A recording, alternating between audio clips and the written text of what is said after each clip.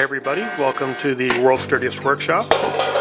This is my NC700X. This is the most common pop pin on your NC700X. It is quite expensive. However, for about $1, you can get this pop pin. The part of the cap that breaks the easiest is this part right here that I'm tapping. These little wings, they break so easily. If you break both of these off on either side, you can't raise up the pin anymore once you push it in. If you look down here, you're going to see a gray pop pin right there that holds this silver piece on. This silver piece is where my night glow lighting is.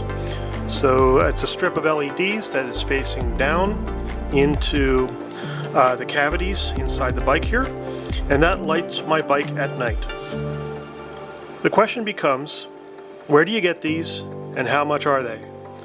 Because if you look online for a pop pin, they're about $3.50, maybe more, in the United States. If you look a lot, you might be able to get them for around $3, $2.75, whatever. I can get them a little cheaper than that, but I still think at $2.50, that's ridiculous because you might need 20 or 30 of these over the lifetime of your bike just to service it.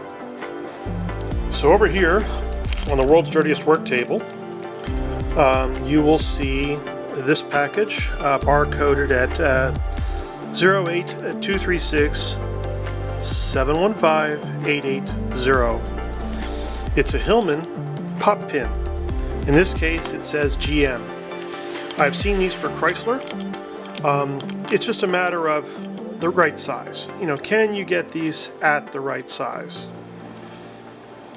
This is the most common pop pin for your motorcycle. It is about 19 millimeters in length. It has a 6 millimeter width.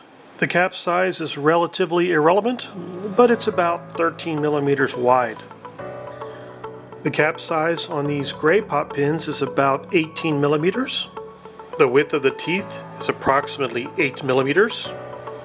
The approximate width of the body of the pop pin is about 6 millimeters. This is what makes this pop pin perfect to replace the Honda pop pin that I have here.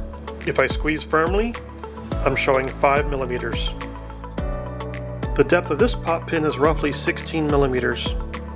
The depth of this pop pin is also 16 millimeters, which makes it ideal as a replacement. It's a perfect replacement, even though it looks nothing like the original.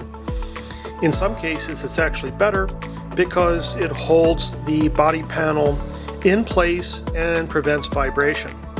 One of the key issues between these two pop pins is the original body panel hole is oval.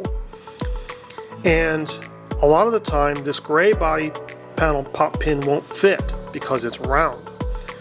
So you might have to do some hand drilling to make that hole round to replace it with these cheaper body panel pins. For a bike that's silver, I really think these gray pop pins are a little bit better. You really don't see them very much from the outside of the bike, but I really think that these gray pop pins are nicer.